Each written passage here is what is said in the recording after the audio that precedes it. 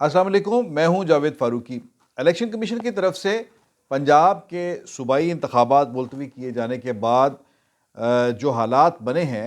उसमें सूरत हाल कुछ अच्छी नज़र नहीं आ रही और हुकूमत की तरफ से इंतखाबात के इल्तवा का जो एक पहले मुतालबा किया गया, पार्लियामेंट का सेशन हुआ, मुश्तरका सेशन हुआ और शाम के वक्त में ये तकारीर हुई कि इंतखाबात नहीं होने चाहिए। वज़ीर दाखिला ने ये कहा, तकरीर की और चंद ही घंटों के बाद इलेक्शन कमीशन ने जो 30 अप्रैल की तारीख दी थी पंजाब के इंतखाबात के लिए, वो उन्होंने उससे शेड्यूल वो वापस ले लिया और इंतखाबात मुलतवी कर दिए। इसकी बहस लंबी चौड़ी है और इसमें कई तरह से इसकी जो है वो इंटरप्रिटेशन की जा रही है, तशरीह की जा रही है कि क्या इलेक्शन कमीशन के पास ये इख्तियार है या नहीं है। और फिर बात तो यहाँ तक जा रही है कि आर्टिकल 6 जो है वो इलेक्शन कमीशन के ऊपर और हुकूमत के ऊपर लग सकता है कि उन्होंने ये आइनी तकाज़ा पूरा नहीं किया और आइनी तकाज़ा पूरा ना करने को आइन तोड़ने के मुतरादिफ करार देकर आर्टिकल 6 का मुतालबा किया जा रहा है। लेकिन इस सब के अंदर बहुत सी ऐसी पेचीदा और पोशीदा बातें हैं जो मेरा ख़्याल है कि जो ये तमाम हालात की जो असल वजह है, आज इसी पर गुफ्तगू करेंगे कि इलेक्शन मुलतवी क्यों हुए, इसकी बुनियादी रीज़न क्या है और कौन है इसकी रीज़न, और ये क्यों इतना हुकूमत भी क्यों इलेक्शन से जो है वो फ़रार इख्तियार कर रही है, वो क्यों नहीं करना इलेक्शन करवाना चाहती, और तहरीक इंसाफ क्यों बज़िद है इन दो सूबाई असम्बलियों के इंतखाबात करवाने के। इस पर बहुत ही इंपॉर्टेंट किस्म की इंफॉर्मेशन मैं आपसे शेयर करूंगा। आप मेरे साथ रहिएगा और गुजारिश है कि मेरा चैनल अभी तक अगर आपने सब्सक्राइब नहीं किया तो मेरा चैनल सब्सक्राइब कीजिए, लाइक कीजिए, शेयर कीजिए। तो नाज़रीन, इलेक्शन के इल्तवा के बाद एक तो ये बहस हो रही है कि इस पर क्या कार्रवाई हो सकती है, और जो अपोजिशन है उसका ये कहना है कि जनाब हुकूमत ने अगर इलेक्शन कमीशन को फैसिलिटेट नहीं किया आइन के मुताबिक, तो इस पर हुकूमत के जो ज़िम्मेदारान हैं वज़ीर आज़म और दूसरे लोग, उन पर उनके खिलाफ वो आर्टिकल 6 के की खिलाफ वर्जी के मुर्तकब हुए हैं और उन पर आर्टिकल 6 के तहत कार्रवाई होगी। लेकिन जो ज़िम्मेदार जो लोग हैं तहरीक इंसाफ के, जो कानून को समझने वाले, वो ये नहीं कहते, आर्टिकल 6 की बात नहीं करते, लेकिन वो ये कहते हैं कि आर्टिकल 5 के तहत जो है वो कार्रवाई हो सकती है आइन से रूगर्दानी की। तो आर्टिकल 6 जो है वो हाई ट्रीज़न जो है, जिसे गद्दारी कहते हैं, उसी सूरत में वो जो है उनके ऊपर इम्प्लीमेंट होता है, किसी भी शख्स के ऊपर। तो एक ये तो बात है, लेकिन बहरहाल इस बात पर जोर दिया जा रहा है कि इनके खिलाफ आइन से रूगर्दानी की एक कार्रवाई की जाए। दूसरी तरफ वकला जो हैं वो भी उठ खड़े हुए हैं। लाहौर हाईकोर्ट बार का हंगामी जनरल कौंसिल का इजलास हुआ, उसके अंदर ये कहा गया कि हुकूमत ने ये आइन से इनहराफ किया है और हम ये कबूल नहीं करेंगे कि इंतखाबात का इल्तवा किसी भी सूरत हो। वकील भी इकट्ठे हो रहे हैं, वो भी एक मूवमेंट लॉन्च करना चाह रहे हैं। अपोजिशन यानी कि तहरीक इंसाफ, वो इस मामले को लेकर सुप्रीम कोर्ट में जा रही है। अब ये बात यहाँ तक तो नहीं रहेगी कि हुकूमत ने ये कह दिया या इलेक्शन कमीशन ने ये कह दिया कि इलेक्शन नहीं होंगे 30 अप्रैल को और इलेक्शन ना हो। इस पर जिन लोगों ने असम्बलियाँ तोड़ी, यानी कि तहरीक इंसाफ ने, जिसने ये बहरान पैदा करने के लिए असम्बली तोड़ी, वो तो इस बहरान में से मज़ीद बहरान तलाश करेंगे। और इस वक्त हुकूमत ने भी इमरान खान के ऊपर जिस कदर मुकदमात की भरमार के साथ एक उन्हें अंडर प्रेशर रखने की कोशिश की है और अंडर प्रेशर किया भी है, तो इमरान खान भी उस प्रेशर में से निकलने के लिए यही तरीका इख्तियार करेंगे कि वो भी कोर्ट्स में जाएं और सुप्रीम कोर्ट के अंदर इस चीज़ को लेकर जाएं। और जब वो सुप्रीम कोर्ट में लेकर जाएंगे तो बिलाशुबा चीफ जस्टिस ऑफ पाकिस्तान और उनके साथी जजेस जिन्होंने ये ऑर्डर दिया था कि इलेक्शन करवाए जाएं, वो अपने इस हुक्म को जब पूरा होते हुए नहीं देखेंगे तो जो इम्कान ज़ाहिर किया जाता है वो यही है कि वो हुकूमत की खिंचाई करेंगे, इनके खिलाफ कार्रवाई होगी, इलेक्शन कमीशन के खिलाफ कार्रवाई होगी। लेकिन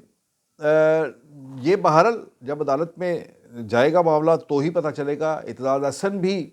और लतीफ़ खोसा भी और बहुत से बड़े बड़े वकला जिनका ताल्लुक़ पाकिस्तान पीपल्स पार्टी से और मुस्लिम लीग नून से है, खैर मुस्लिम लीग नून वाले तो कम ही मुझे नज़र आए हैं, ज़्यादा पीपल्स पार्टी के लोग जो हैं वो भी, चौधरी एतजाज़ अहसन और लतीफ़ कोसा, वो भी इसके ख़िलाफ़ बोल रहे हैं कि इलेक्शन क्यों मुलतवी किए गए। अच्छा, क्यों मुलतवी किए गए? अब ये चौधरी साहब जो हैं वो तो मतलब उनकी ख़ास एक लाइन चली आ रही है, वो उसके मुताबिक बात करते हैं, लेकिन इसके अंदर बड़ी इंपॉर्टेंट 2-3 नुकात हैं जिसकी वजह से मैं शुरू से ये कहता आ रहा हूँ, और जब से ये इंतखाबात अनाउंस हुए, बल्कि उससे भी पहले जब असेंबली तोड़ी तो उसके बाद भी मेरा तो मुसलसल यही रहा है कि एक है आइनी और कानूनी बहस, एक है उसका सियासी पहलू। मैं कोई कानूनी माहिर नहीं हूँ, आइनी माहिर नहीं हूँ, लेकिन सियासी लोगों से हम मिलते रहते हैं और उनको देखकर जो ये व्लॉग करने का भी मकसद ये होता है कि सियासी हलकों में हम उठते बैठते हुए जो हम वहाँ की सेंस लेते हैं वही यहाँ आपके साथ शेयर की जाती है। तो सियासी हलकों के अंदर जो उठे बैठे, वहाँ से ये बहुत क्लियरली ये पता चला कि हुकूमत इंतखाबात करवाने नहीं जा रही, और उसकी जो वजूहात हैं, एक तो ये कि उन्होंने कहा कि मरदमशुमारी है। अगर हम ये इलेक्शन करवाते हैं 2017 की मरदमशुमारी पर, तो उसके बाद अक्टूबर में जो कौमी असम्बली और 2 सूबाई असम्बली का इलेक्शन होगा वो उस 2023 की मरदमशुमारी के मुताबिक होगा। तो ये तो एक बहुत बड़ा तज़ाद आ जाएगा। फिर ये है कि अब अगर मरदमशुमारी होती है और इसके बाद इस मरदमशुमारी के नतीजे में सूबों की और मरकज़ के अंदर मुख्तलिफ सूबों की जो सीटों की का शेयर है वो चेंज हो सकता है आबादी के तनासब से, तो वहाँ पर भी कम्प्लिकेशंस हो सकती है। ये बड़ी एक जेन्युइन रीज़न है। फिर उसके बाद ये है कि जब अगले इलेक्शन होंगे अक्टूबर में, जब अगर इलेक्शन होते हैं तो पंजाब में तो हुकूमत बन चुकी होगी पहले ही, तो इंतखाबात के लिए ये आइन में कहा गया है कि हर जगह पर निगरान हुकूमतें होनी चाहिए, गैर जानबदार निगरान हुकूमतें होनी चाहिए। तो अगर पंजाब के अंदर चले मुस्लिम लीग जीत जाती है, सपोज़ मुस्लिम लीग जीत जाती है, या पीटीआई कहते हैं जिस तरह से उनका क्लेम है कि वो किसी को सामने टिकने नहीं देंगे, ठहरने नहीं देंगे, तो वो इलेक्शन जीत जाते हैं। अगर पीटीआई की पंजाब में हुकूमत होती है तो उसके बाद अक्टूबर में जब जनरल इलेक्शन होगा कौमी असम्बली का, तो पंजाब की सीटों के ऊपर इलेक्शन जो है कौमी असम्बली का वो कौन कराएगी? क्या वो उसके लिए निगरान हुकूमत होगी? कतई नहीं होगी। उस वक्त क्या उस वक्त मौजूद जो न्यूली इलेक्टेड हुकूमत होगी उसे सस्पेंड करके फिर निगरान हुकूमत बना दी जाएगी? ये भी एक कॉम्प्लिकेटेड मसला है। सो ये कॉम्प्लिकेशंस हैं। इन ये जो बातें हैं, ये जो एतराज़ात हैं, इनमें भी वज़न है। दूसरी तरफ एक जो बड़ी जो रीज़न है, जो लेकिन सबसे बड़ी जो रीज़न है, जो मेरे लिए सबसे ज़्यादा जिसका वज़न है और जिसको मैं देखता हूँ, वो ये है कि देखें, इंतखाबात के अंदर जाने के लिए सियासी जमातें आज भी जो है वो सिर्फ़ और सिर्फ अपनी पॉपुलैरिटी के ऊपर इन्हिसार नहीं कर रही। यहाँ तक कि इमरान खान जो इस वक्त इसमें कोई शक व शुबा नहीं, और तमाम तरफ से ये राय जो है, ये इत्तफाकी राय है हर तरफ से, ओपिनियन जो है, पब्लिक ओपिनियन जो है वो यही है कि इमरान खान इस वक्त सबसे पॉपुलर उनकी पार्टी है, और अगर आज इंतखाबात होते हैं तो उनकी पार्टी इलेक्शन जीत जाएगी। अच्छा, एक ऐसी पार्टी जिसकी कामयाबी और जिसकी पॉपुलैरिटी ज़ुबान ज़र-ए-आम है और इसके बारे में कोई शक नहीं है, और उनके लीडर को भी ये यकीन है कि उनकी पार्टी जो है वो बहुत पॉपुलर है और हम ऐसे क्लीन स्वीप करेंगे, वो भी इंतखाबात सिर्फ अपनी पॉपुलैरिटी की बेस पर नहीं लड़ना चाहते। वो भी इसके साथ साथ ताकत के मराकज़ में से कोई साथ सपोर्ट जो है उसे क्लब करना चाहते हैं। सो अपनी अवामी ताकत और उसके साथ ताकतवर मराकज़ की ताकत। अब ताकतवर मराकज़ में दो इम्पोर्टेंट मराकज़ हैं। एक तो हमारी फ़ौज है जिसकी सपोर्ट आम तौर पर हमारे यहाँ हासिल करने की हर पार्टी कोशिश करती है। इस वक्त सूरत हाल ये है कि जो पीटीआई है उसके पास फ़ौज की सपोर्ट तो नहीं है, उनके साथ तो फड्डा पड़ गया उनका। जनरल बाजवा साहब के साथ जो लड़ाई हुई वो मौजूदा आर्मी चीफ के दौर में भी वो लड़ाई उनकी जारी है, लेकिन उनके पास अभी भी ताकत का एक मरकज़ उनके हाथ में है, उसके साथ उनकी अच्छी रिलेशनिंग है, वो है आपकी जुडिशरी। जुडिशरी के साथ अच्छे ताल्लुकात की बुनियाद पर, और जुडिशरी भी वो है जो इस वक्त मौजूदा उसके अंदर जो लीडरशिप है, जो यानी चीफ जस्टिस जो उमर अता बंदियाल हैं, उनकी क़यादत पे जो जुडिशरी है, वहाँ पर उनके लिए एक सॉफ्ट कॉर्नर देखने में आता है और वाज़ेह तौर पर देखने में आता है। ना सिर्फ सुप्रीम कोर्ट में बल्कि लाहौर हाई कोर्ट में और दूसरी हाई कोर्ट्स के अंदर भी उन्हें जिस तरह से रिलीफ मिल रहा है बड़ी तेज़ी से, उस सूरत हाल में नज़र आ रहा है कि जुडिशरी के अंदर इमरान खान को एक सपोर्ट हासिल है। सो इमरान खान की ये कोशिश है कि मौजूदा चीफ जस्टिस जो है उमर अता बंदियाल, इनकी चीफ जस्टिस बतौर chief justice supreme court of Pakistan में मौजूदगी के दौरान ही ये इंतखाबात हो जाएं। अच्छा, उनकी जो रिटायरमेंट है चीफ जस्टिस ऑफ पाकिस्तान की, उनकी रिटायरमेंट मिड ऑफ सितंबर में है, सितंबर के मिड में है, और ये गालिबन कोई 18 सितंबर की तारीख बनती है। इसी तरह से उनके जो इलेक्टेड प्रेसिडेंट है सदर आरिफ अलवी, उनकी रिटायरमेंट जो है वो 9 सितंबर की गालिबन डेट बनती है। सो सितंबर के दूसरे हफ्ते में और तीसरे हफ्ते में ये दोनों बड़े जो अहदेदार हैं, ये आइनी अहदेदार, ये दोनों रिटायर हो रहे हैं, और दोनों में ही तहरीक इंसाफ को एक सॉफ्ट कार्नर, एक तो डायरेक्टली उनके अपने ही प्रेसिडेंट हैं, दूसरी तरफ जुडिशरी के अंदर चीफ जस्टिस ऑफ पाकिस्तान जो हैं, इनके होते हुए उनका ख्याल है कि उन्हें उनके लिए बेहतर साजगार माहौल हो सकता है कि अगर किसी जगह पर उन्हें प्रॉब्लम आती है तो वो फ़ौरन जाते हैं अदालत के अंदर अपनी दादरसी के लिए, तो उन्हें उनकी बात जो है ज़्यादा बेहतर तौर पर सुनी जाएगी, चे जाएगी। उनके जाने के बाद जस्टिस फाइज़ ईसा आएँ तो उनके होते हुए उन्हें वो माहौल नहीं मिलेगा, क्योंकि जस्टिस फाइज़ ईसा के ख़िलाफ़ जैसे उन्होंने एक रेफरेंस भी भेजा इमरान खान ने और सदर मुमलिकत ने भी ठक उसके ऊपर मुहर लगाकर आगे भेज दिया, वो रिजेक्ट हो गया। सो वहाँ पर भी ताल्लुकात जो हैं वो उसी तरह के हैं जैसे जनरल आसिम मुनीर के साथ इनके ताल्लुकात हैं, कि उनका भी रास्ता इन्होंने पूरा रोका था चीफ ऑफ आर्मी स्टाफ बनने से। दोनों का सेम केस है। जो केस जस्टिस आसिम मुनीर के साथ ताल्लुकात का है, वही जस्टिस फाइज़ ईसा के साथ, जो केस जनरल आसिम मुनीर के साथ है वही जस्टिस फाइज़ ईसा के साथ है। ये बात सीधी, अब सीधी बात।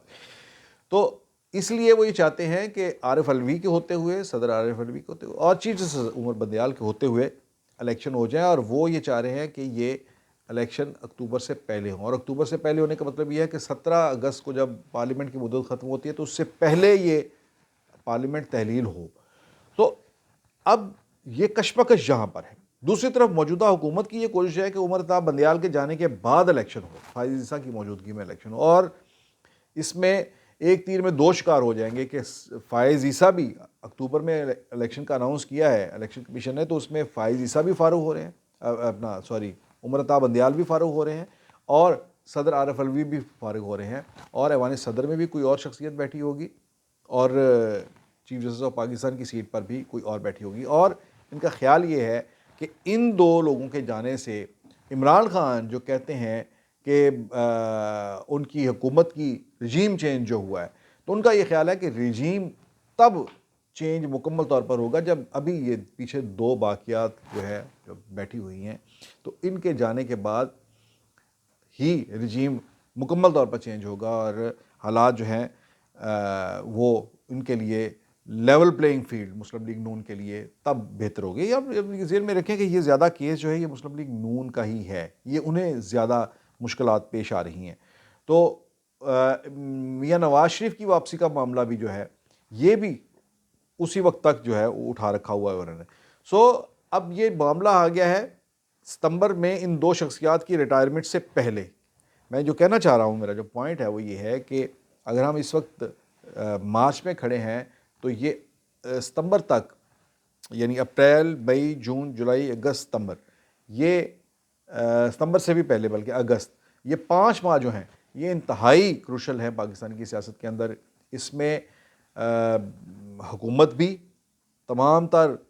आर्गूमेंट्स के साथ, तमाम तर सियासी चालबाजियों के साथ, तमाम अपने छुपे हुए कार्ड्स के साथ वो आगे आएगी, और अपोजिशन तहरीक इंसाफ वो भी अपने पूरे सलाहियतों के साथ, अपने लाओ लश्कर के साथ, अपनी हिकमत अमली के साथ वो भी सामने लेकर आएगी, अपने तमाम कार्ड जो है वो लेकर आएगी, और हुकूमत के साथ तमाम भरपूर पंजा आजमाई होगी, और कोशिश करेंगे वो कि अगस्त से पहले असम्बली, कौमी असम्बली वगैरह तहलील करवा कर जनरल इलेक्शन की तरफ जाया जाए, को गालबन ये कोई अगस्त वगैरह में। और हुकूमत की ये भरपूर कोशिश होगी कि ये इंतखाबात ना हो और इसके बाद ये इंतखाबात हर सूरत अक्टूबर तक जो है वो उनकी जो मंतकी जो डेट है वहाँ तक इन तमाम इंतखाबात को ले जाया जाए और एक ही दिन इलेक्शन करवाया जाए। सो 5 माह बहुत ही क्रूशल है, घमसान का रन पड़ेगा, भरपूर पंजा आजमाई होगी, तमाम दाव पेच आजमाए जाएंगे और एक तरफ से तहरीक इंसाफ अदलिया के ज़रिए अपनी पूरा ज़ोर लगाएगी, दूसरी तरफ हुकूमत जो है वो जिसे बकौल उन्हें ज़ोम है कि फ़ौज की पूरे सपोर्ट हासिल है, वो भी अपनी पूरी जो है इसके अंदर वो भरपूर अपनी ताकत का मुज़ाहरा करेंगे। देखना है कि दोनों में कौन कामयाब होता है। अब तक के लिए इतना ही, इजाज़त दीजिए, अल्लाह हाफ़िज़।